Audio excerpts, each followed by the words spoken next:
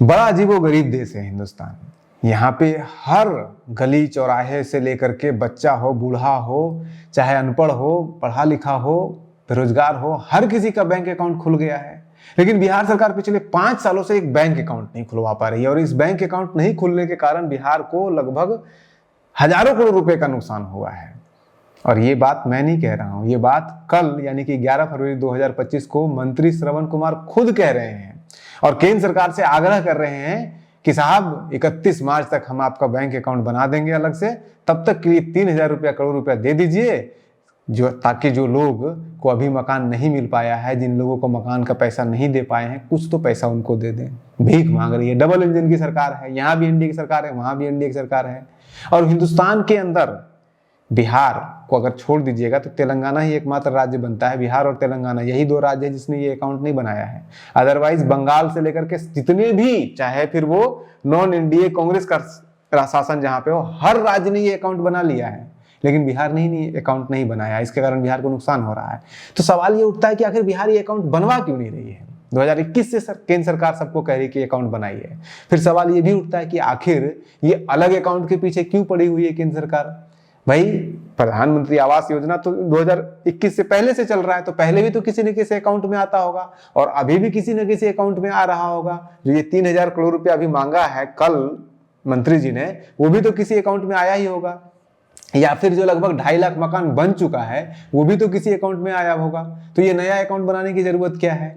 सब जरूरत है। और कैसे जरूरत है इसका सिर्फ आप अंदाजा इस बात से लगा लीजिए कि अभी बजट पेश हुआ है, निर्मला सीतारमण ने देश का बजट पेश किया, और उस देश के बजट के स्पीच में उन्होंने कहा है कि इस तरह के अलग अकाउंट बनाने से, यानी कि प्रधानमंत्री आवास योजना या फिर अलग अलग योजनाओं के लिए अलग अलग अकाउंट बनाने से, नोडल अकाउंट एजेंसी से कहते हैं, नोडल एजेंसी कहते हैं, सिंगल नोडल एजेंसी या फिर सिंगल नोडल एजेंसी अकाउंट जिसको कहते हैं, ये बनाने से देश को 26,000 करोड़ रुपए का फायदा हुआ है। बिहार सरकार तो सिर्फ 3,000 करोड़ मांग रही है, देश को 26,000 करोड़ रुपए का फायदा हुआ है। कैसे फायदा हो जाता है अलग अकाउंट बनाने से?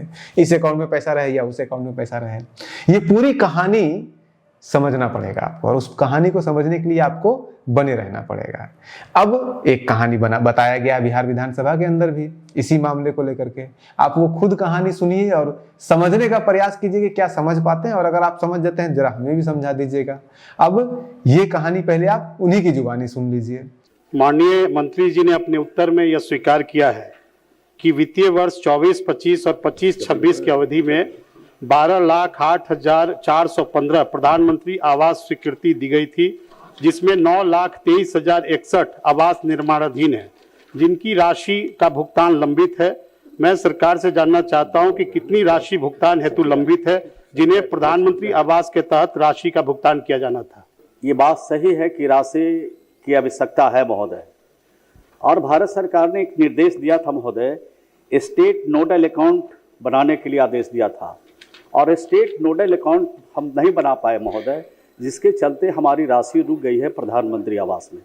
और मैं भारत सरकार में गया था, माननीय मंत्री से मिला भी था, ग्रामीण विकास मंत्री से, उनसे अनुरोध किया था कि 31 जनवरी तक आप हमको यह अधिकार दीजिए। तो उन्होंने दिया अधिकार 31 जनवरी तक, और उसमें राशि की हमने निकासी की है, और जो लंबित राशि है उसको हमने देने का काम किया।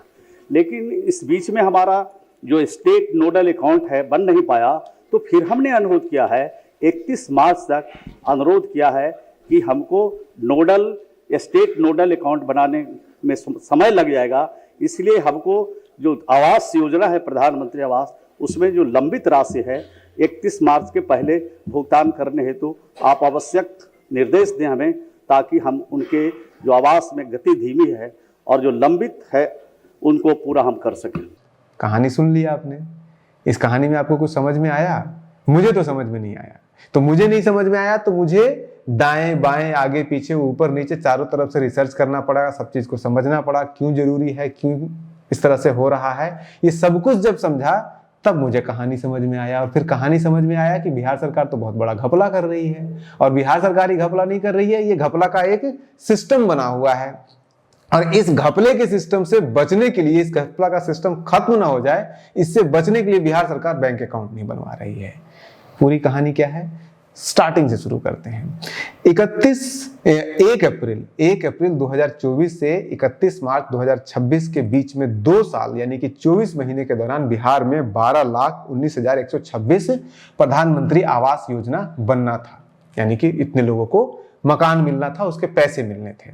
लेकिन अभी जो करंट स्थिति है, जो कि मंत्री जी ने खुद कहा है कि 2,96,065 लोगों का मकान बना है और बाकी लोगों का मकान नहीं बना है। जिन लोगों का मकान नहीं बना है उसमें से 7,47,000 लोगों को मात्र 60,000 रुपया मिला है और बाकी के 3.25 लोगों को मात्र 15,000 रुपया मिला है और बाकी 70-72 लोगों को तो 1 रुपया मिला ही नहीं है। तो इन लोगों को जब पैसा ही नहीं मिला है, 15,000 में मकान बनता है, 60,000 में मकान बनता है, जब इन लोगों को पैसा मिला ही नहीं है तो कहां से बनेगा? और पैसा कहां से मिलेगा जब केंद्र सरकार दे ही नहीं रही है? और केंद्र सरकार कहां से देगी जब तक बिहार सरकार अकाउंट नहीं बनवा रही है? अब बिहार सरकार कह रही है कि माफ कीजिए हुजूर, 31 तारीख तक बना लेंगे, तब तक 3,000 करोड़ रुपया दे दीजिए। तो होता क्या है अब इसमें? अगर आप देखिएगा, ऐसे जो सिस्टम है, पहले 15,000 एक फर्स्ट इंस्टॉलमेंट मिलता है, फिर 45,000 सेकेंड इंस्टॉलमेंट मिलता है, फिर उसके बाद 60,000 फिर से इंस्टॉलमेंट मिलता है। तो ये प्रोसेस है, इसको छोड़ दीजिए।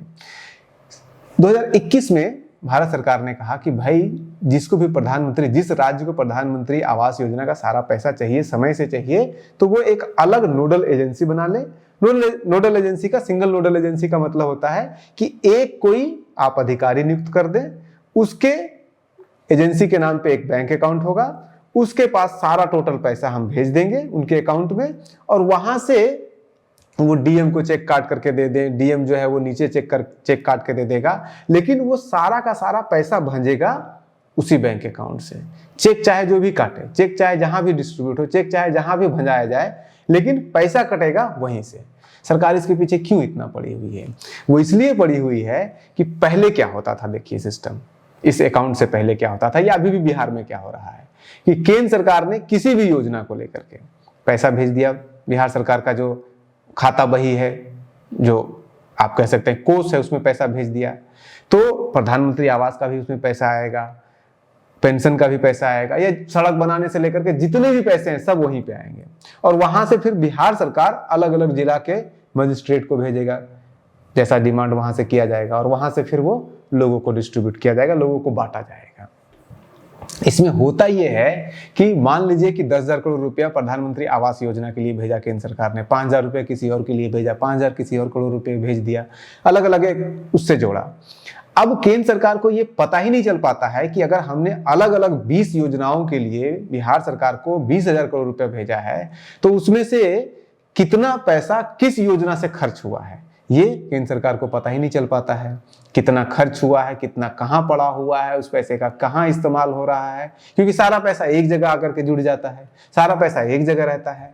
तो इसीलिए केंद्र सरकार ने कहा कि आप अलग बना दीजिए अकाउंट प्रधानमंत्री आवास योजना के लिए, उस अकाउंट में हम डाल देंगे, वहां से जो भी पैसा खर्च होगा हो जाएगा। अब जो हमने बताया कि सीतारमन ने ये जो दावा किया कि 26,000 करोड़ रुपया ये सिंगल ट्रांसफर यानी कि अलग बैंक अकाउंट बनाने से हुआ है केंद्र सरकार को फायदा, वो कैसे होता है? वो ऐसे होता है कि भारत सरकार भी पैसा तो कोई जमीन से लाती नहीं है, पेड़ पे उगता नहीं है। भारत सरकार ने कहीं से कर्ज लिया, वर्ल्ड बैंक से लिया है, जहां से भी कर्ज लिया, उसने कर्ज लिया, अलग अलग राज्यों को बांट दिया। भारत सरकार अगर कहीं से 10,000 करोड़ रुपया लेकर के और बिहार सरकार को दे दिया कि ये 10,000 करोड़ रुपया रखिए और यहाँ से 12 लाख लोगों का मकान बना दीजिए, बिहार सरकार पैसा लेकर के रख ली है। अब उस 10,000 करोड़ में से 2,000 खर्च की या 1,000 खर्च की या कितना खर्च कर है कि केंद्र सरकार को पता ही नहीं चल रहा है, क्योंकि सारा पैसा एक जगह मिला हुआ है। तो उस 10,000 करोड़ जो दिया है भारत सरकार ने, उस पे इंटरेस्ट देना पड़ रहा है भारत सरकार को, वर्ल्ड बैंक को दे या जिसको भी दे, लेकिन वो पैसा इस्तेमाल नहीं हो रहा है, तो उससे केंद्र सरकार को नुकसान हो रहा है। दूसरा, बिहार सरकार उस पैसे को दबा के रखे हुए है और उस पैसे को खर्च नहीं कर रही है, तो पैसा ना केंद्र सरकार के काम आ रहा है, ना भारत सरकार या ना बिहार सरकार के काम आ रहा है, पैसा ऐसे ही पड़ा हुआ है। और केंद्र सरकार को ये पता तक नहीं चल रहा है कि कितने मकान बने और कितने मकान के लोगों को पैसा ट्रांसफर हुआ है। लेकिन जब अलग से बैंक अकाउंट, ये जो सिंगल नोडल एजेंसी बन जाएगा, बहुत सारे राज्यों ने बना लिया है, अलग बैंक अकाउंट हो जाएगा, तो उस बैंक अकाउंट में पैसा रखा हुआ रहेगा और उसमें सिर्फ प्रधानमंत्री आवास का पैसा रखा रहेगा। और उस अकाउंट के नाम से जिस भी व्यक्ति को पैसा देना है आपको, उस व्यक्ति के नाम से चेक काटिए, या फिर डीएम कैश देना है तो डीएम उनको बैंक में बुला करके देगा या बैंक को ट्रांसफर कर देगा, बैंक से जाकर के वो व्यक्ति निकाल लेगा। उसके नाम पे चेक दीजिए या उसके अकाउंट में ट्रांसफर कीजिए। तो अगर 10,000 करोड़ रुपया इस बैंक अकाउंट में डाला गया केंद्र सरकार के द्वारा, तो केंद्र सरकार को हर दिन पता चलते रहेगा कि आज के दिन में इतने लोगों ने इतना पैसा निकाला है और बाकी इतना बचा हुआ है। तो अगर ये सिस्टम हो जाएगा तो केंद्र सरकार उसमें जब भी कम होगा पैसा डालते रहेगी, जैसे जैसे कम होते जाएगा, जैसे जैसे इस्तेमाल होते जाएगा वैसे वैसे डालते रहेगी। अभी का जो फिलहाल का सिस्टम है उसमें कुछ पता ही नहीं चलता है, बिहार सरकार बताती नहीं है केंद्र सरकार को। और सबसे बड़ा प्रॉब्लम यहीं पे आता है कि किसी भी योजना को राज्य सरकारों को जो पैसा दिया जाता है, राज्य सरकार उसका हिसाब किताब देती नहीं है, और हिसाब किताब देती नहीं तो केंद्र सरकार रोक देती है पैसा। जैसे अभी स्थिति है, महाराष्ट्र का पैसा रोका हुआ है, उड़ीसा का पैसा रोका हुआ है, बंगाल का पैसा रोका हुआ है, सबका पैसा इन लोग सबका पैसा रोक दिया गया। छत्तीसगढ़ का पैसा रोका गया है क्योंकि ये लोग हिसाब ही नहीं दे रहे हैं। लगभग महाराष्ट्र का 34,000 करोड़ रुपए का हिसाब नहीं दिया है, 43,000 करोड़, 4300 करोड़। महाराष्ट्र ने 4328 करोड़ रुपए का हिसाब नहीं दिया है, मध्य प्रदेश में 2388 करोड़ रुपए का हिसाब नहीं दिया है, और वेस्ट बंगाल ने 2115 करोड़ रुपए का हिसाब नहीं दिया। तो इन लोगों का फ्रीज कर दिया गया, पहले इसका हिसाब दीजिए तब। लेकिन वो जब अकाउंट बन जाएगा तो कहीं पे कुछ किसी को हिसाब देने की जरूरत ही नहीं है, आप खुद केंद्र सरकार देख सकती है, मॉनिटर कर सकती है।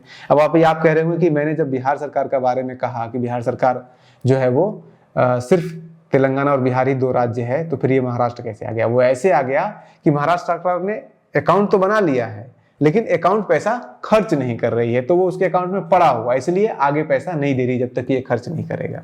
तो ये पूरा मामला है, और इस मामले में नुकसान किसका हो रहा है? नुकसान हो रहा है बिहार का, उन लोगों का जिनको मिलना है मकान, ट्रांसफर होना है पैसा, लेकिन पैसा ट्रांसफर नहीं हो रहा है। और मंत्री जी के जू पर कान पर जू नहीं रेंग रहा है। एक बैंक अकाउंट खुलवाने में सरकार, मंत्री, बिहार सरकार के मंत्री बार बार डेट के ऊपर डेट, तारीख के ऊपर तारीख दिए जा रहे हैं। आप बने रहिए न्यूज़ हंटर के साथ। नमस्कार।